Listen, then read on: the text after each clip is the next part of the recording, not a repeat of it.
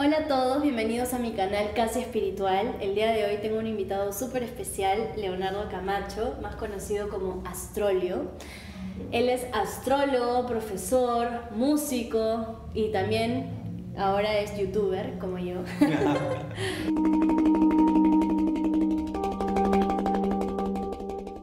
Cuéntanos un poquito a qué te dedicas actualmente, qué haces. Bueno, ahora estoy haciendo una transición en mi carrera porque hace tiempo que no me dedicaba a un solo proyecto y estoy entrando con toda la astrología a este proyecto astrológico, ¿no? Porque en los últimos años me he estado dedicando Yo he tenido varias empresas de tecnología, he estado enseñando arte y tecnología en UTEC y en la UPC, ¿no? Porque mi especialización ha sido en esa, o sea, estudié ingeniería electrónica y como músico empecé a incorporar herramientas tecnológicas dentro de mi carrera musical, luego en el mundo del arte, las artes visuales, el mundo del arte contemporáneo, ¿no? Por eso fue que de alguna forma me especialicé en todo esto, me buscaron en la universidad para poder enseñar estos cursos. Y así ha sido como he entrado a todo este mundo de la innovación, ¿no? El desarrollo de tecnología digital, y en paralelo haciendo y experimentando con distintas formas de mi desarrollo espiritual, ¿no? Especialmente en los últimos 10 años. Entonces, hace ya más o menos un par de años ya como que empezó a llegar la inspiración, porque siempre hay un momento, ¿no? En el que uno se siente como que va madurando cierta cosa y en esos momentos, porque siempre es importante buscar un espacio en el cual tú puedas inspirarte, ¿no? Entonces en este momento de inspiración llegó el mensaje, ¿no? De que tienes que empezar a trabajar como astrólogo, tienes que ya empezar a hacerte conocido, tienes que empezar a poder dar este servicio, ¿no? Y el año pasado fue que decidí lanzar mi proyecto astrológico, Astrolio, como un canal de YouTube junto con Instagram, y compartir en las redes todo el conocimiento que has ido absorbiendo en estos últimos años. Sí, así es, porque de hecho, o sea, como que he venido de varias fuentes, he viajado bastante también, he tenido varios maestros, he compartido también, porque ahora tenemos una comunidad de amigos astrólogos, ¿no? Donde compartimos bastante de la experiencia que tenemos con nuestros clientes, nuestros consultantes, y entonces es pues muy enriquecedor, súper enriquecedor el poder dar este servicio y estar al nivel también, porque para poder dar cierto servicio en el cual necesitas que la persona tenga claridad, porque la astrología es eso, o sea, la astrología védica, que es lo que yo practico, se llama Jyotish, es la palabra en sánscrito, que significa luz, y entonces la tarea del astrólogo es iluminar. Y entonces ahí es donde empieza la cosa de casi espiritual, ¿no? A ver, ¿dónde está tu espiritualidad? Ya sientas como que un poco la presión de tener que estar siempre emanando luz y estar bien, ¿o qué? ¿A qué te refieres? Sí, de alguna forma, ¿no? De alguna forma, o sea, no sé si emanar luz, pero sí. Sientes una responsabilidad con tus clientes y con la gente que estás contactando. Sí, o sea, y especialmente si es posible que se despierte una luz en la persona, ¿no? Porque al uno ver la carta astral, uno de alguna forma desnuda a la persona en el sentido en el que, mira, brother, así eres tú. Estos son tus talentos, estas son tus debilidades, estos son tus retos, esto es el potencial que tú tienes, y entonces la persona ve y... Es como un mapa, ¿no? Y también puedes ver también cuáles son tus peores miedos o las cosas que más te van a retar en la vida, porque justamente ciertos planetas están ahí, como me explicaste a mí cuando me leíste mi carta, ¿no? Que tenía un tema con el sol y hasta ahora me acuerdo, y cada vez que se me presenta el sol que tiene que ver con el ego, ya es como que es más fácil detectarlo de esa manera. Lo empiezas a ver como una especie de videojuego, ¿no? Como que empiezas a saber para qué sirve cada planeta y ves cómo influyen en ti cada planeta, y luego es más fácil para la persona detectarlo y poder saber, con razón esto me genera algo mucho más fuerte que otras cosas, ¿no? Sí, es bien profundo, porque realmente cuando hablamos entre astrólogos, hablamos en código astrológico, que es, sí, que esta persona tiene la luna por ejemplo, en Mula Nakshatra, o tiene Mercurio retrógrado colocado en Virgo, ¿no? Y eso cómo se manifiesta. Sí, que la persona puede que dude mucho de su inteligencia, no sabe si hacerle más caso a sus emociones o su inteligencia, y al final es un código que te habla de la persona. Entonces, yo que he estudiado programación, código, todo así como duro en la universidad, ciencias, ingeniería, ¿no? Y veo todo este lenguaje y a mí se me hizo natural. O sea, la primera vez que a mí me leyeron la carta astral, yo decía, wow, pero esto yo creo que lo entiendo. O sea, algún contacto yo tenía antes con la astrología, obviamente en mi vida pasada, porque yo en esta vida, ese fue el primer contacto que tuve con la astrología serio, ¿no? Porque antes obviamente uno lee el periódico, el reporte que sale ahí del horóscopo, que es muy superficial. Y es muy general también. Y claro, probablemente no tenga nada que ver, ¿no? Por ejemplo, yo que soy melliza y leíamos el mismo horóscopo, no nos pasaba lo mismo en la semana, ¿me entiendes? Entonces, claro, como... y además era tan general que creo que lo hacían súper general para que justamente muchas personas digan, sí, me va a pasar, ¿no? Entonces era ya muy ambiguo. Sí, yo creo que muy poca gente llega a tener ese contacto profundo con la astrología, el contacto con un astrólogo serio, porque también en el mundo espiritual hay harto charlatán, ¿no? Entonces ahí estamos, los casi espirituales, estamos ahí como tratando de encontrar un lugar. Pero es cierto que mientras tú vas buscando guías o cosas, siempre pasas por varios charlatanes o gente que no sabe mucho del tema hasta que llegas a gente que empieza a saber más. Es como empezar a indagar, ¿no? O sea, yo me acuerdo que las primeras cosas que hice fue leerme cartas del tarot, ¿no? Y había gente que sí sabía y había gente que tal vez te estaba queriendo sacar plata nada más, ¿no? Pero siempre fui bien presente de ir solamente a gente que usaba cosas de luz o magia blanca, porque nunca me quería ir por el otro lado, ¿no? O sea, porque hay dos lados, y hay gente que utiliza para hacer amarres y cosas que en verdad de solo ir te da miedo, y es como que, ¿por qué la gente hace esto? ¿Qué ganas tiene de controlar o mandar malas vibras a otras personas? Pero creo que las primeras cosas superficiales que uno puede hacer es quiero saber qué va a pasar conmigo, ¿no? Ese problema que todos tienen de querer saber demasiado su futuro, ¿no? ¿Para qué estoy acá? ¿Qué estoy haciendo acá? Mi propósito y mi futuro.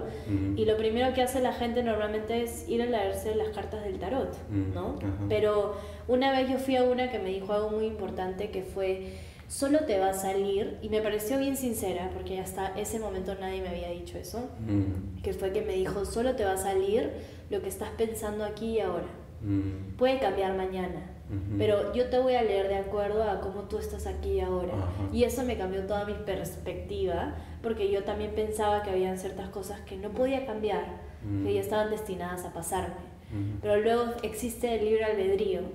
Entonces yo tengo todas estas cartas en mi mano, ¿no? Y yo puedo decidir todos los días cuál jugar, más o menos. Es como que así, ¿no? Sí. Y después yo poco a poco me fui adentrando más a experimentar con cosas más deep, ¿no? Porque siento que el tarot tal vez es un poco más superficial, un poco más de lo que se ve de afuera. Pero cuando ya empiezas a indagar un poco más, empiezas a experimentar con tal vez cosas más holísticas y más que van más profundo a tu alma, ¿no? Es un código también el tarot. De hecho, yo estudié un libro de Alejandro Jodorowsky, ¿no? Director chileno. Me encanta. Sí, es un personaje increíble. Y aprendí un poco de tarot, y es alucinante la profundidad del código en el tarot. Y es un código también, pues. O sea, igual que en la astrología hay un código. Entonces, aprender el código de alguna forma te permite entender el lenguaje. En el caso del tarot, como tú dices, de lo que está ocurriendo en el presente, de las posibilidades del presente. Y en la astrología hay herramientas predictivas que te permiten entender algo del futuro, ¿no? Entonces, una persona viene y te pregunta: ¿pero voy a saber mi futuro? Y es sí, pero en borrador. En borrador. O sea, no es que todo esté escrito en piedra, ¿no?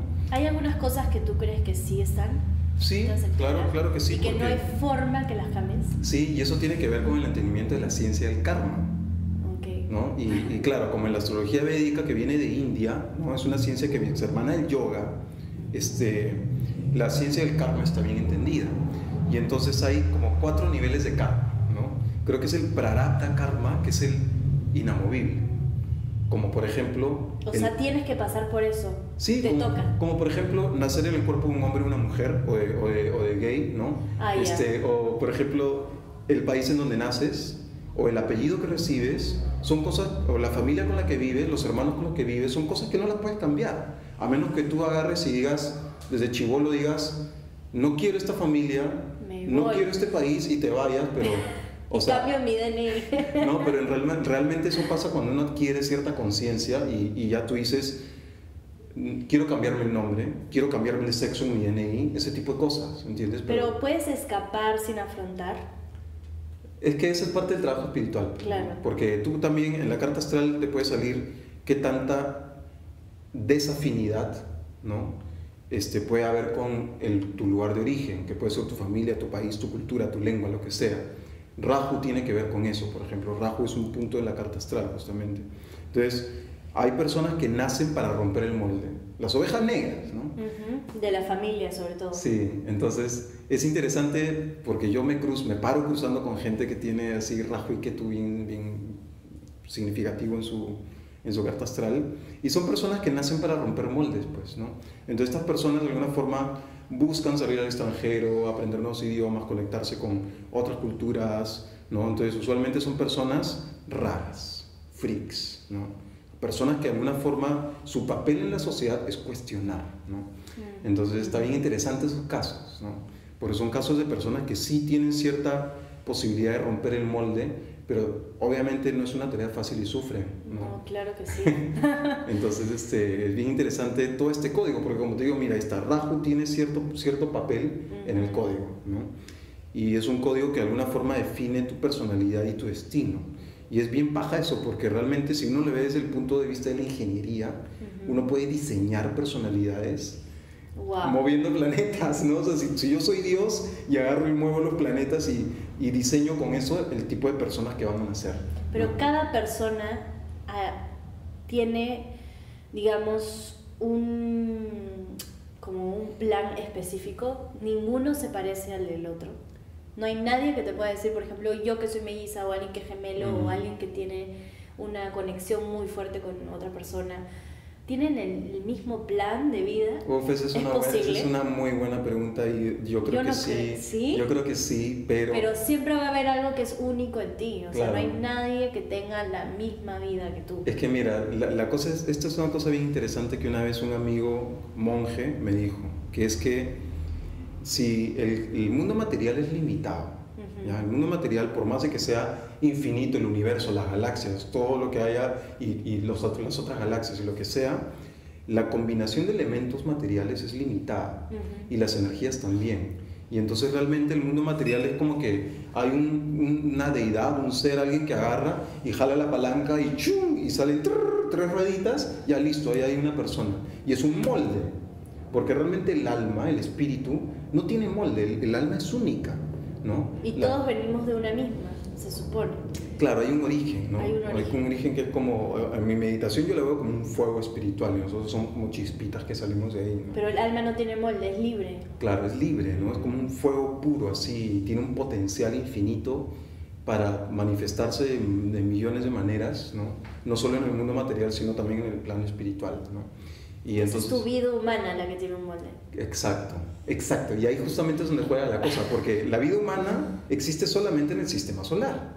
Y el sistema solar tiene estos planetas. Y entonces la vida humana está sujeta a la energía de los planetas. Entonces ahí es donde jala la ruleta y sale un molde de un cuerpo humano, y entonces a tu alma le toca nacer en este cuerpo humano para vivir estas experiencias en este tiempo y en este momento y en esta cultura, ¿no? Y en esa cultura, en ese lugar donde te toca nacer, siempre hay un momento de crisis en donde dices, ¿quién soy yo? ¿Qué estoy haciendo acá? ¿A dónde voy? Y esa crisis de identidad es la que realmente puede tener el potencial para disparar tu despertar espiritual, ¿no? ¿Crees que los que la han tenido más difícil desde más pequeños, por ejemplo, personas que no han tenido un hogar estable o que han sido adoptados o personas que han sido abandonados tienen más crisis existenciales y suelen ir mucho más deep que otras personas. O sea, de alguna forma sí, pero no todos saben aprovechar es un potencial, ¿no? Es como porque lo que pasa también es que mientras uno más se cuestiona su lugar en el mundo, más te desidentificas con esta cáscara que es el ego, ¿no? Ahora, obviamente no a todo el mundo le funciona así. Ahora, por otro lado, también puedes ver con personas que tienen ese tipo de combinaciones, ¿no? De que desde chicos se alejan de la familia o son adoptados o se separan de la familia por alguna circunstancia. Tú lo puedes ver en la carta astral, ¿no? Y son combinaciones de personas que tienen un potencial espiritual grande porque una tarea es una tarea titánica de la vida humana es romper con el mundo humano, y para romper con el mundo humano tienes que romper con tu raza, tu religión, tu cultura, tu familia, liberarte todas esas cosas, y eso no es una tarea fácil, no. Y ellos de alguna forma la tienen más fácil, pero es un potencial, es posible que tampoco lo despierten, ¿no? Entonces o sea, siempre va a ser como una especie de guerra entre tu ego y lo que te identifica versus tu esencia, que siempre se quiere expandir y siempre quiere llegar, o sea, sentirse parte del todo, ¿no? Y no fraccionarse en tantas diferentes partecitas, ¿no? O sentirse más o menos, ¿no? Porque siempre va a haber o arriba o abajo, o a la izquierda o a la derecha, ¿no? Pero tu alma quiere ser de todo, un poco. Claro. Eso es lo que, o sea, a veces se siente cuando estás empezando a entender y a profundizar más en ti, como que sientes que ves todos tus bloqueos y todas tus limitaciones ahí, frente a ti, y las puedes detectar más fácil, pero igual siguen estando ahí, y es bien difícil poder romper con esas barreras. Y para eso hay un entrenamiento, pues. Y por eso están los mantras, las meditaciones, el yoga, pero es un trabajo constante. Y son pocos los momentos en tu día en el que realmente te sientes libre. Claro. Porque normalmente sales a la calle y ya estás condicionado a todo lo que pasa afuera, a lo que te dicen, a lo que tienes que hacer, a tus responsabilidades, a cómo te vas a portar en la reunión familiar, y etcétera, etcétera. Entonces uno va cambiando de acuerdo a en qué ambiente está también. ¿Eso te hace menos auténtico o...? Es parte del ego. Es parte del ego. Sí, por eso también existe el término del ego espiritual, ¿no? Y que se ve mucho en religiones, ¿no? O sea, en grupos religiosos tú ves que realmente la gente te hacen vestir de cierta forma, te hacen cantar en cierto lenguaje, te hacen un montón de cosas que puede que tengan un origen y una esencia de práctica espiritual, pero usualmente la gente lo toma como cáscara. Y entonces te pones el traje del espiritual, ¿no? Y al final estás perdiendo el tiempo o te estás malogrando espiritualmente, ¿no? Que es volverte un fanático, de separarte de tu familia, separarte de la sociedad. De todos los que no son como tú, ¿no? Porque también una de las cosas que más me recuerda en este camino espiritual es el no juzgar, dando todo el tiempo, sin querer, ¿no? Hasta por el solo hecho de decir la cosa más simple, ¿no? ¿Por qué ella se viste así? ¿O por qué él dijo esto? O por tonterías, ¿no? Como que nuestro cerebro está acostumbrado a juzgar y a juzgarse también, porque también nos juzgamos demasiado. Somos, creo que, muy autocríticos con nosotros mismos, y por ende lo somos con lo que proyectamos a la sociedad o lo que queremos ver en otros, ¿no? Entonces es muy difícil aceptar a los demás tal y como son. O sea, es difícil la práctica, ¿no? Sí. ¿Por qué crees que estamos tan condicionados a juzgar todo el tiempo? O sea, yo creo que también lo importante es encontrar el punto de equilibrio siempre, ¿no? Porque, o sea, si bien uno puede como que arriesgarse en cierto momento de su vida y decir, ya, yo me voy a meter a la vida espiritual, ¿no? Y te pones a experimentar algún tipo de práctica espiritual dentro de un ambiente totalmente bizarro, ¿no? Que puede ser hasta una cosa medio oscura, y decir, ya, acá yo estoy haciendo mi práctica espiritual, y encontrar el equilibrio en el sentido de decir, ya, vas tanteando el terreno y dices, ya, hasta aquí llego ahora, hoy día llegué hasta aquí, chévere, regreso a mi lugar de equilibrio, ¿no? Y en mi lugar de equilibrio comparto lo que estoy desarrollando y estoy siendo partícipe de alguna forma en mi familia, en la sociedad, lo que sea. Al día siguiente voy tanteando un poquito más, ¿no? Y ver si es que al final la práctica sirve de algo. Porque si no te sirve, tiene que ser súper sincero para decir, listo, ya no voy a leer este libro, se acabó, aprendí todo lo que tenía que aprender, ahora voy a seguir buscando, ¿no? Entonces, es bien importante encontrar ese punto de equilibrio y ser siempre consciente, ¿no? El mismo Buda decía eso, ¿no? De que realmente la vía del medio es la que al final te puede llevar a la iluminación, ¿no? Entonces, entender ese concepto de cuál es tu medio, cuál es tu punto de equilibrio, es súper importante en una práctica espiritual, ¿no? Y yo creo que una cosa importante que mucha gente no... Cuando uno se acerca al mundo espiritual, uno cree que estamos hablando del espiritismo, ¿ya? Yo creo que eso es bien importante también de poder como definir y aclarar, ¿no? Porque al final todos somos naturaleza espiritual, ¿no? Como creo que era Teilhard de Chardin, ¿no? Creo que es este místico cristiano que decía que nosotros no somos humanos teniendo experiencias espirituales, sino que somos espíritus teniendo experiencias humanas, ¿no? Porque realmente el espíritu es trascendental a la naturaleza humana.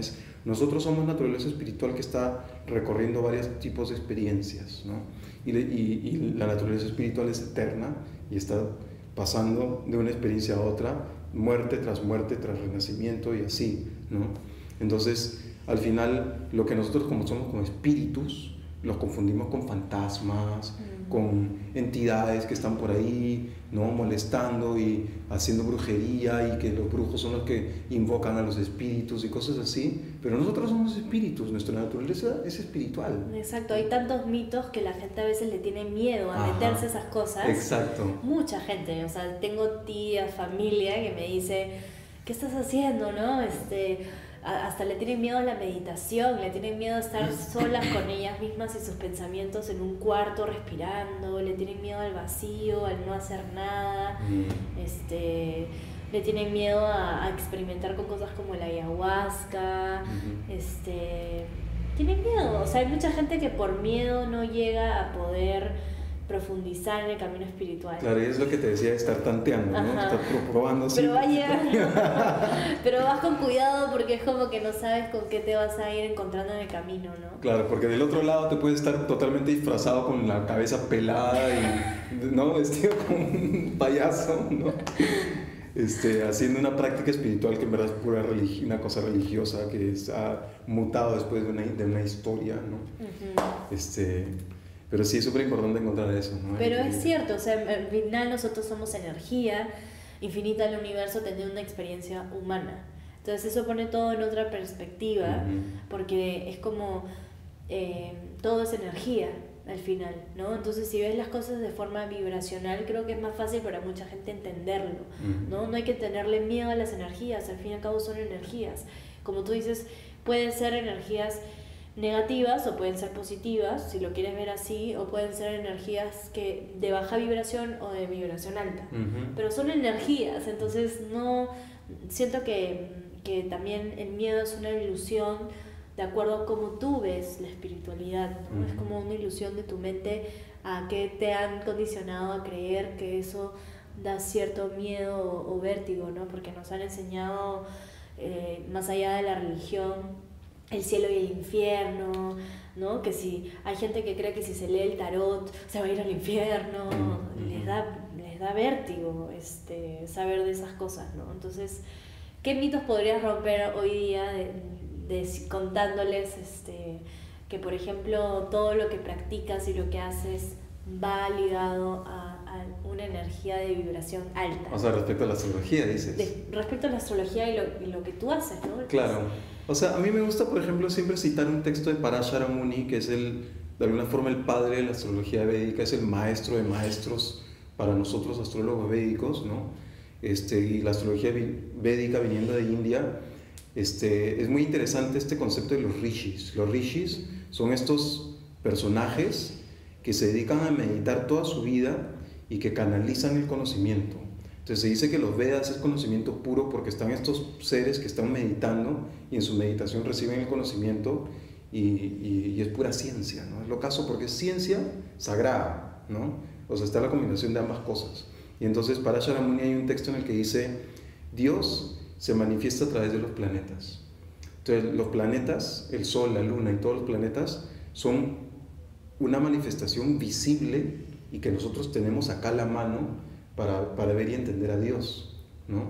Entonces, si Dios está en los planetas y luego está en toda la naturaleza, y entonces ahí uno empieza a hacer el trabajo de conciencia de decir, Dios está presente en todo, ¿no?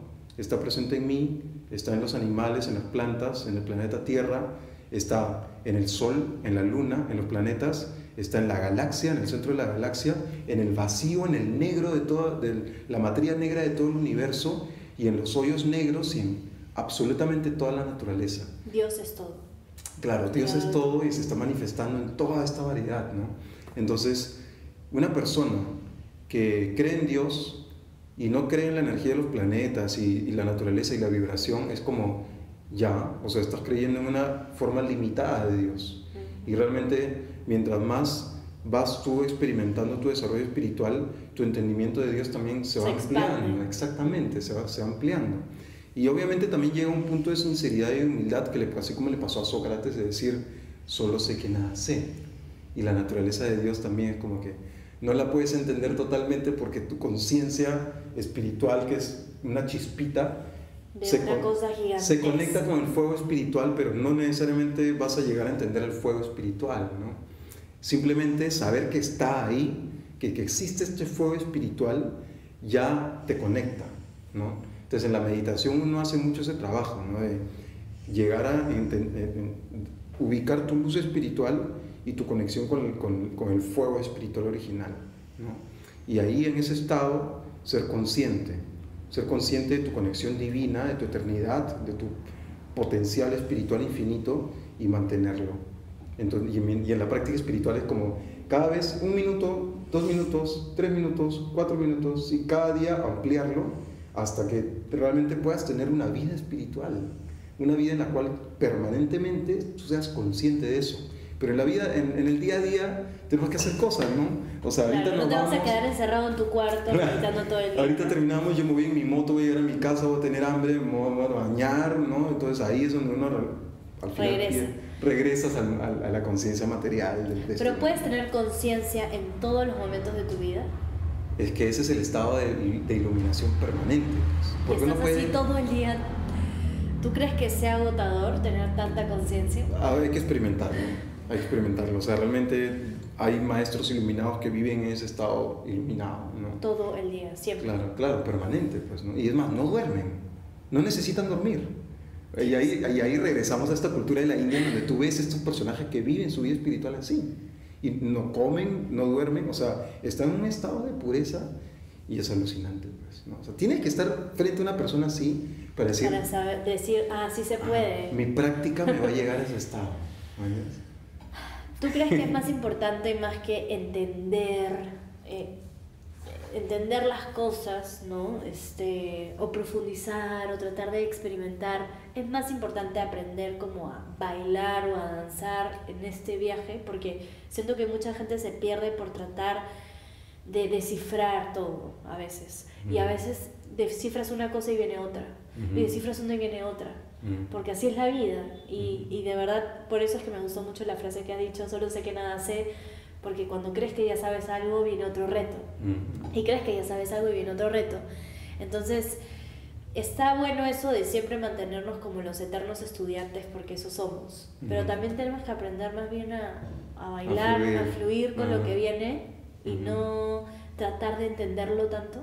¿Puede ser? Sí, y eso también es parte de una madurez en la cual tú sientes una ligereza de tu corazón, ¿no?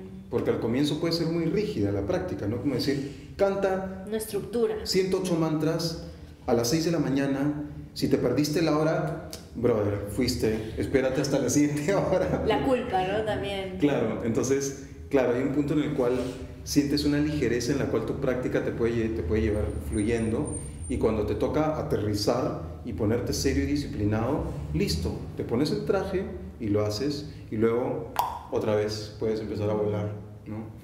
Y eso también es parte del equilibrio, pues, la búsqueda del equilibrio, ¿no? Interesante. Bueno, para terminar, ¿qué le recomiendas a la gente que nos está viendo y está tratando de buscar guías o lugares a donde pueda acudir, o quiere simplemente buscar respuestas o encontrarse consigo mismo porque se encuentra en un momento que está un poco perdido en su vida o no sabe para dónde ir, o quiere volver a conectarse con la espiritualidad? ¿Qué le podrías recomendar a estas personas?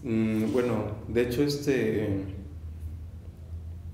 hay varias formas, hay varios métodos. A mí, por ejemplo, la lectura de la carta astral para mí fue bien iluminadora. O sea, la primera vez que yo tuve mi primera leída de carta astral fue wow, ¿no? Y te entendiste mejor. Claro, y entonces eso es una herramienta que, o sea, acá la comunidad de astrólogos está creciendo y te ayuda de alguna forma a entender cuál camino podrías tomar, ¿no? Porque hay varias alternativas dependiendo de tu naturaleza, lo que es practicado, lo que eres experto y cuáles son tus talentos.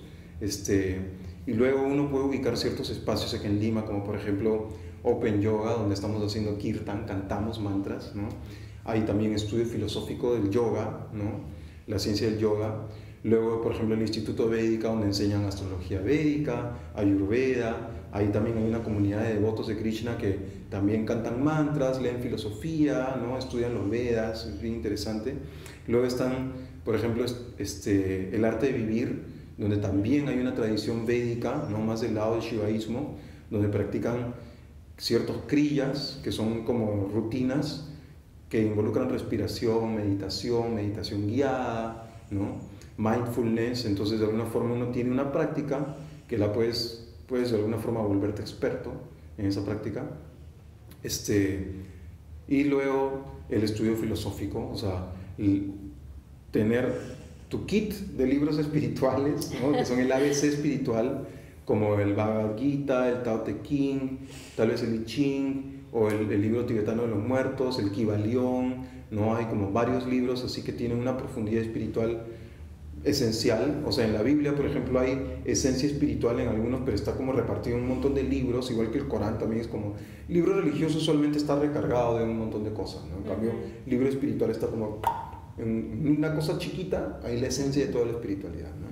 Entonces hacer ese estudio y ubicar, lo más paja es cuando tienes una familia encontrar espiritual. A tu tribu. Claro, encontrar a tu tribu, ¿no? Porque tu tribu puede estar en práctica de arte marcial, en práctica de yoga, en práctica de canto de kirtan, de meditación, o de arte también, ¿no? Pues gente que está haciendo arte mientras están meditando, cantando mantras, etcétera, ¿no? En la misma música, pero encontrar la tribu es súper importante porque ahí realmente sientes que tienes una pertenencia y tu práctica espiritual la sientes más genuina, no la sientes falsa, ¿no? Sino más genuina. Claro, una cosa es tú hacerlo solo en tu práctica, en tu casa, ¿no? Con lo que te funcione, tal vez meditación guiada en YouTube, tal vez tu yoga con algunos videos que tú veas, lo que tú encuentres, que yo por lo menos así más o menos comencé, pero también de hecho te ayuda mucho a encontrar un círculo o un lugar a donde ir, donde encuentres este tipo de gente que está en la misma búsqueda que tú. Ajá. Y sientas que puedas ser tú mismo con ellos y explorar con ellos y expresarte con ellos, ¿no? Y como que la energía del grupo también ayuda mucho, es como un soporte, como un apoyo que te llevas y aprendes también, ¿no? Entonces, claro, y experimentarlo, o sea, tener un espacio en tu vida en el cual tengas un tiempo y un espacio en el cual ir y compartir este tipo de experiencias.